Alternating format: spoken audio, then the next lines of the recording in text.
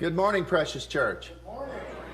What a great crowd. There's not a lot of empty seats out there today, and that's always a joy to see.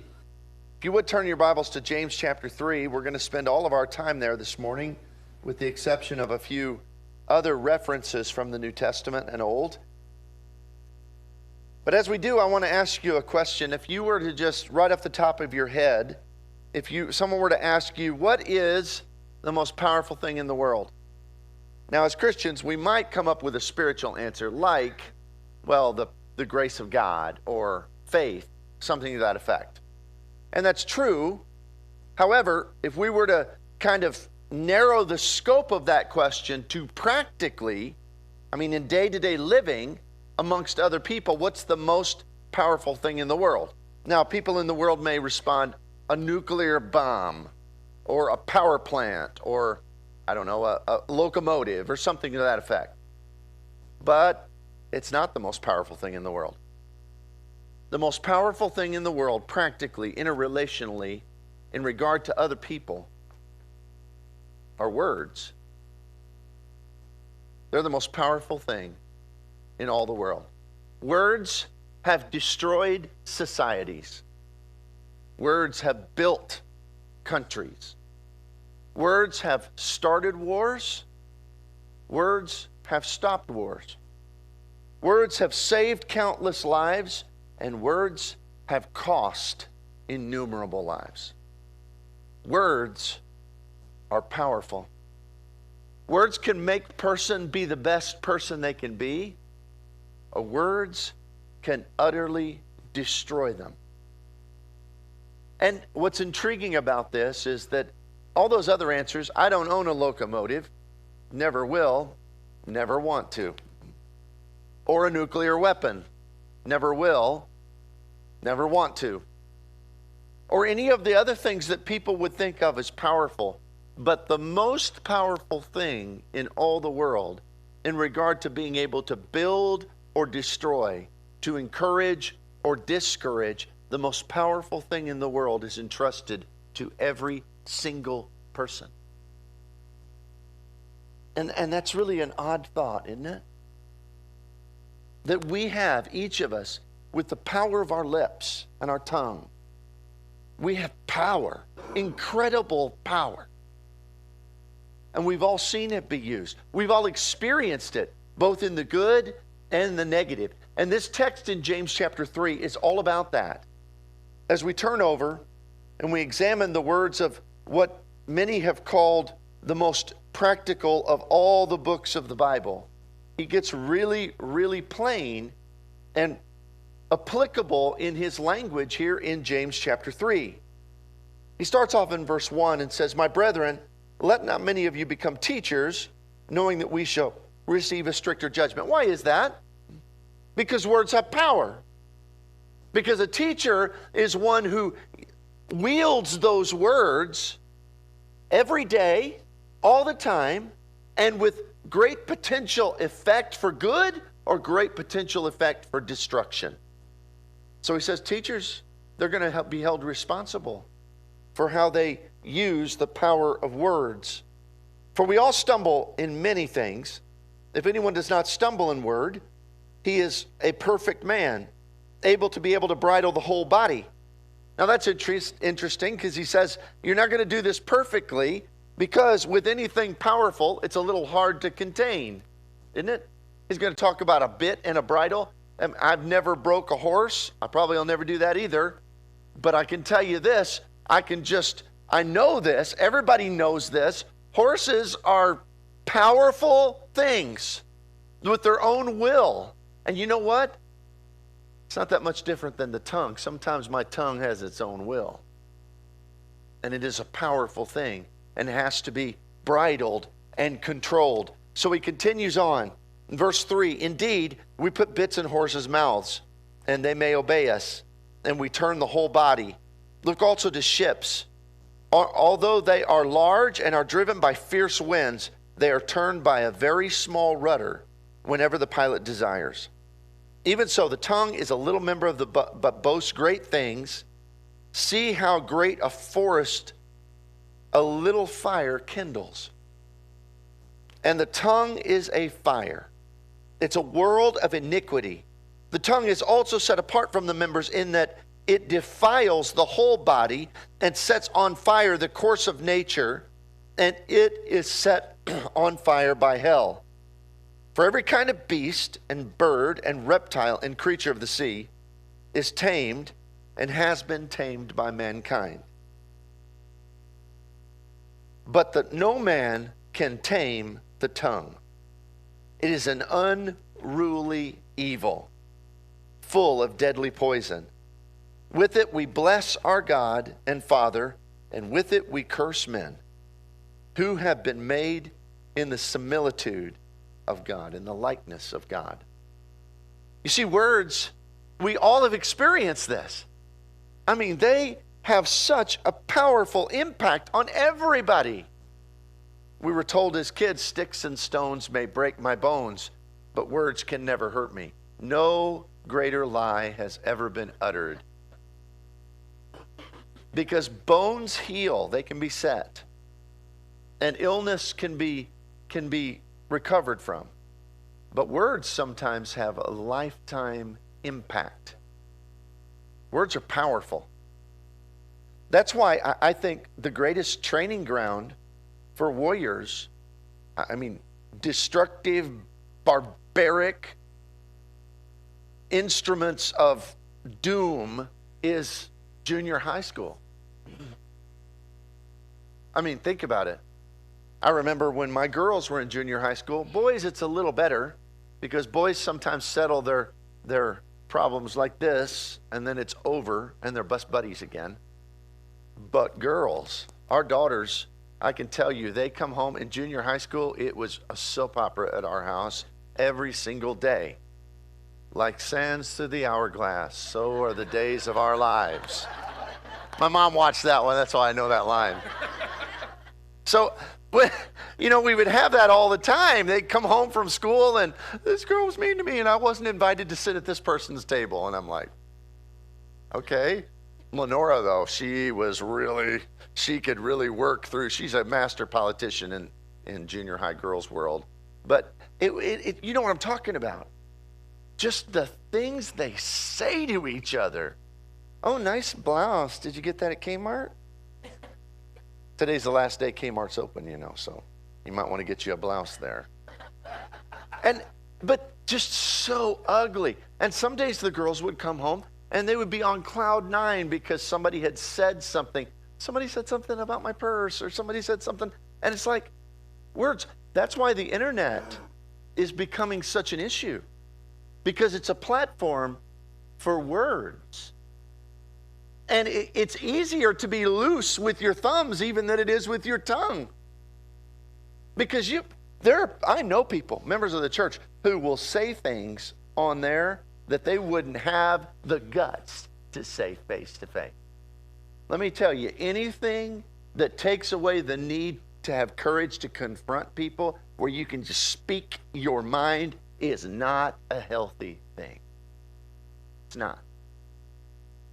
Because words have power. And we all know it. We've all experienced it. We've all been lifted up. We've all been torn down by the power of words.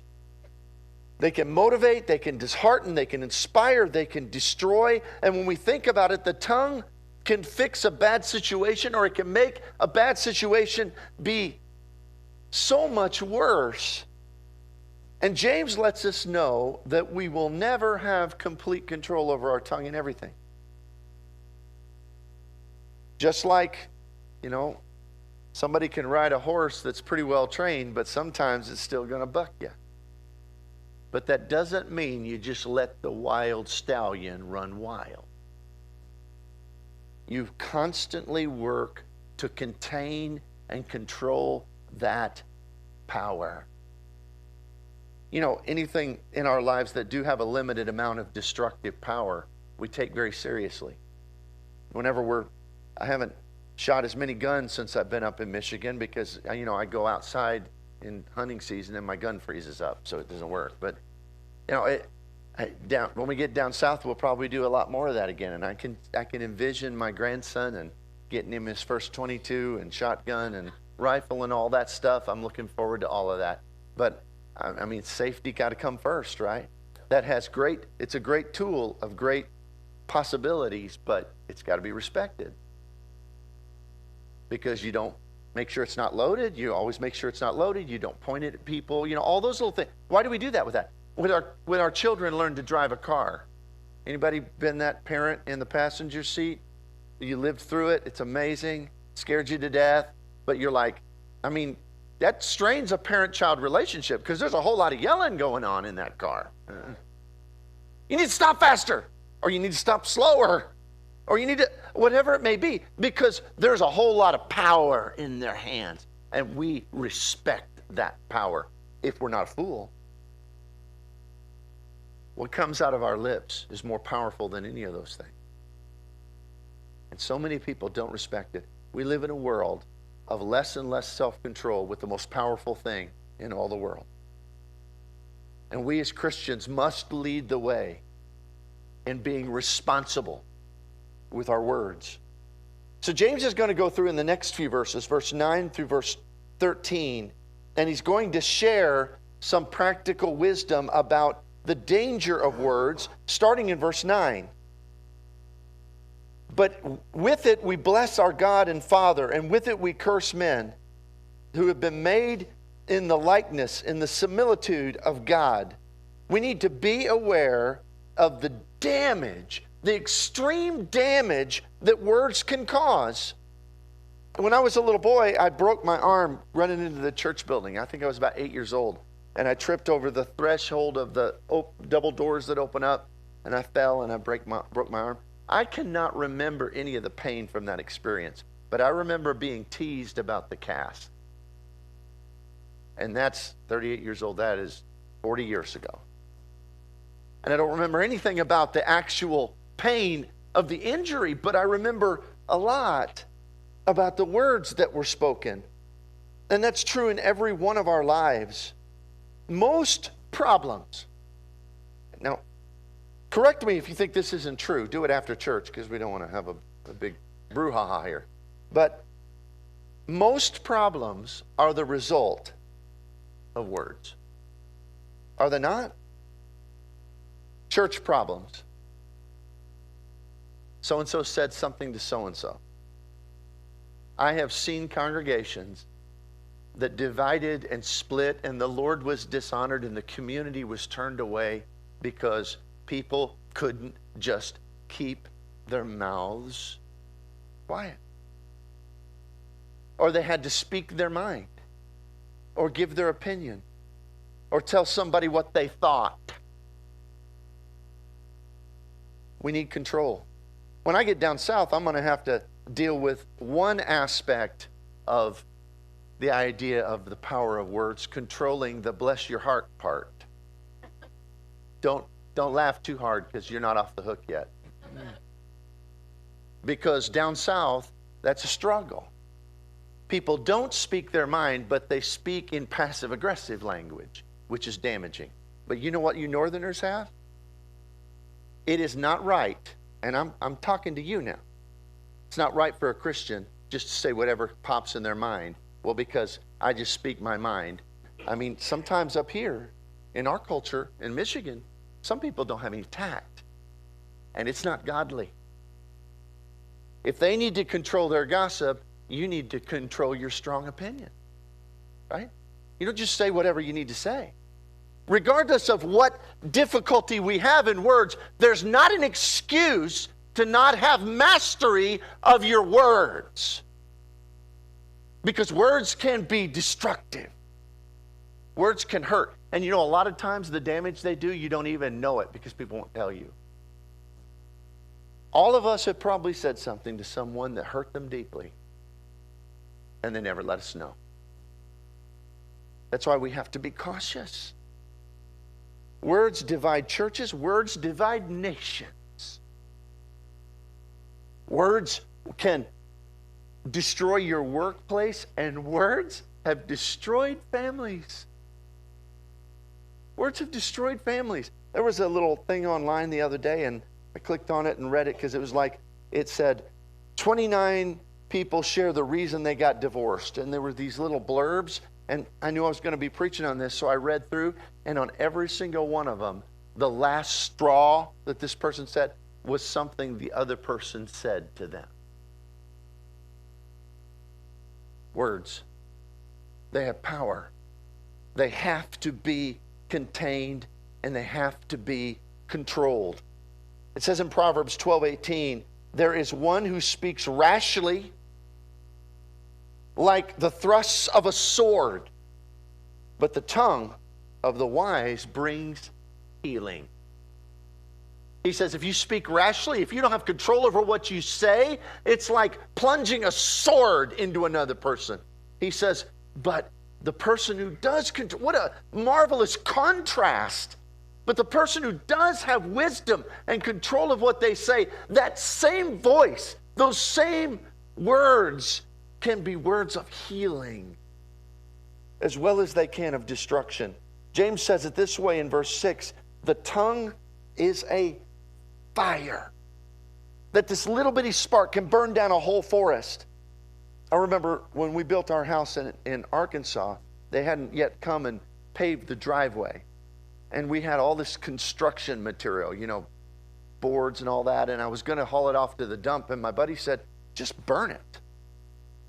I said, it's a lot. He said, well, yeah, just make a fire where they're going to pour that driveway. But we're kind of in the middle of town. We had a big lot, but we're in the middle of town. So I was concerned about that. Well, sure enough, I made a big burn pile, and I burnt all that stuff. And I mean, it was 20 feet from my garage when I was doing that. So I stood out there. And I sat in the garage, and I piddled around, but I was within eyeshot of that fire the whole time. Why? Because I knew, I respected it. It could get out of control just like that, and I could lose everything. And although it had a good purpose and a good usage, it had to be monitored. It had to be monitored. We have to monitor the things that we say. We always should think before we speak and ask, what's going to be the potential result of this? Words have the ability to damage so severely. Secondly, words cannot be taken back. They can't. It's amazing, but words can have a very powerful uplifting effect, but it's a much more subtle effect than the damaging effect. And what I mean by that is that if you say something kind to someone, that's helpful and that's good and it will build them up. But one negative thing will wipe away 100 positive. It does. And you know it's true because you've lived it and experienced it. The negative stuff sticks with us. The positive stuff, that's great, but I know this is true because I train preachers, and I can tell you they'll always come and they'll be like, yeah, I have this brother or this sister or these people, and they're constantly complaining, and it just is so discouraging. I said, do you have anybody ever who builds you up or says that you do a good job? He said, yeah, I got like 300 of those every week, but this and that's not what's on their mind. You understand? Because this little negative outshadows hundreds of positives. We need to watch what we say because you can't take it back. You can't take it back. Can you make up for it? Yes, but you're just making your life hard. You say something negative. There have been little things I've said to Lenora through the years that to me, because I'm an insensitive human being called a male, that I've said to her that she still remembers. It was just a passing thought. It wasn't a big deal. I didn't care enough about. No, you don't look good in that because of. Don't ever go down that road, fellas. Don't ever. The right answer when she's trying stuff on in the store, that makes you look great. And that makes you look great too. I don't know which one I like better. This third one makes you look so. All three of them are great. Because, frankly, you don't know what you're talking about anyway, so just answer it that way. I mean, but the thing is there have been a few little things, it's true, that I've said through the years, and Well, don't you remember? Sometimes it'll come out. Well, does this look good? Yeah, it does. Or do you really think it looks like what you said in 1997 on April 11th at 2:31 p.m.? You know, yeah. And if I could go back and take some of those things back, because you spend a lifetime sometimes fixing something you said in 1 second. 1 second. Words cannot be taken back. You see, Jesus said this in so many different ways. And when we move and transition in our text down to verse 10 and 11 and 12, it says, out of the same mouth proceed blessing and cursing. My brethren, these things ought not to be so. Does a spring send forth fresh water and bitter from the same opening? And then verse 12, can a fig, my brethren, bear olives, or a grapevine bear figs? Thus no spring can yield both salt water and fresh. Verse 13, who is wise and understanding among you? Let him show by good conduct that his works are done in meekness and wisdom. Well, here we see very plainly that words reveal something about who we are. You can tell what kind of person a person is, or at least you're going to make a judgment based upon the things that they say. It seems to me that filthy language and things that people say are becoming more common than ever before. And it's intriguing to me because I remember a time when I was a young man that even folks that were not religious, folks in the world, still had some reign over profanity and the ugly things that they say. Because the truth is people would judge that. My mom always said, don't say those things because I want people to think that you're intelligent. Clearly, it's not a marker of intelligent or lack of in our society anymore. But it is an indicator of a lack of self-control. And so it's vitally important that we be a people that realize that our words reflect who we really are. You know a negative person when you meet one after being around them a little while because their words are always negative. And you know a positive person after being with them for a while because their words are always positive.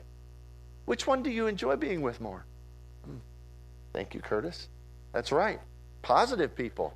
And because the thing is that those words tell you something about who they are. Everybody, you always said, yeah, I don't like being around that person. They're always negative. How do you know that? Only one way. Their words. Words reflect who we are.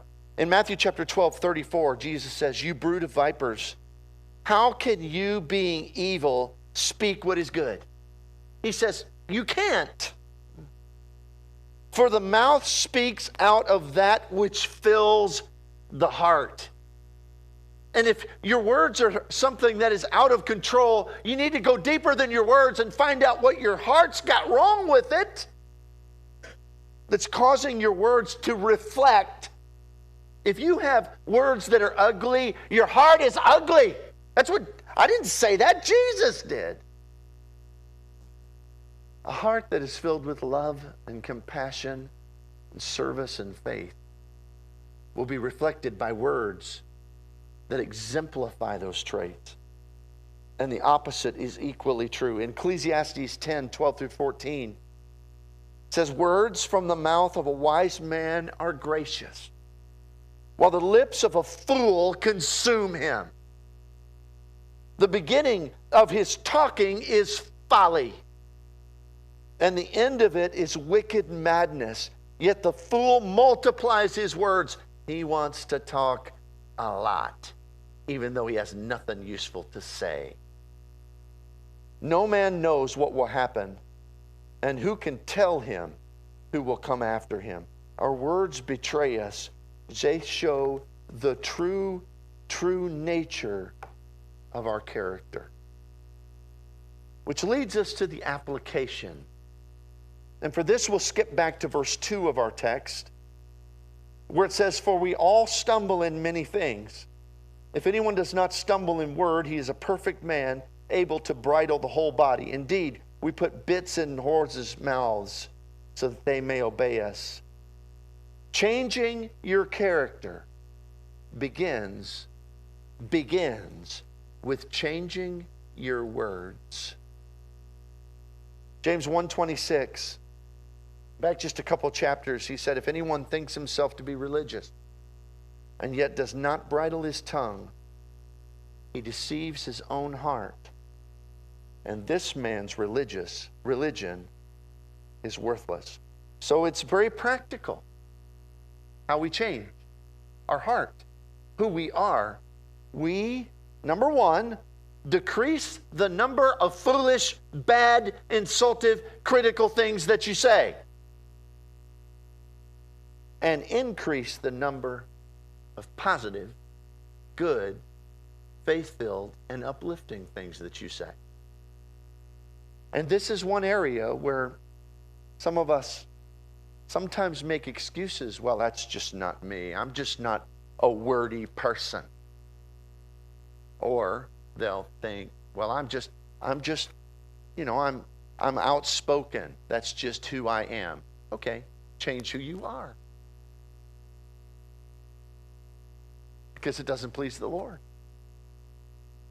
And you change how you are by, even though you may naturally want to say the ugly thing, don't. And it may not come natural to you to want to build someone up or say the positive, good thing. Say it anyway. Well, it won't sound genuine because I don't care. It's called practice. You do it enough, it will be genuine. And it will sound genuine. Nobody's good at something the first time they do it. You have to work at it and work at it and work at it. So as we conclude, look at 1 Peter 3, verse 10. 1 Peter says, "For let him who means to love life and see good days refrain his tongue from evil and his lips from speaking guile." Every one of us struggle with our tongue. James told us that we do, and we always will. We must be, we've talked before, the greatest aim of the Christian life is to master yourself. And this is one area where we must be constantly disciplining ourselves to control the things we say. This morning, I have no doubt there are those here today who you know, throughout this sermon, there's been something in the back of your mind that you know you've said, or a many somethings that you wish that you could take back. Well, there's a few things you need to do. You need to stop talking that way. You need to start building up and lifting people up. And thirdly, you may need to repent, and it may even need to be publicly, because here's the thing. The person that you wish you could take it back may be in this room. It may be a child, it may be your spouse, it may be another brother or sister. And it'll go a long way to humble yourself and to say, "I'm sorry I haven't always watched my words. Forgive me. I'm going to do better." You need to respond this morning. Come as we stand and as we sing.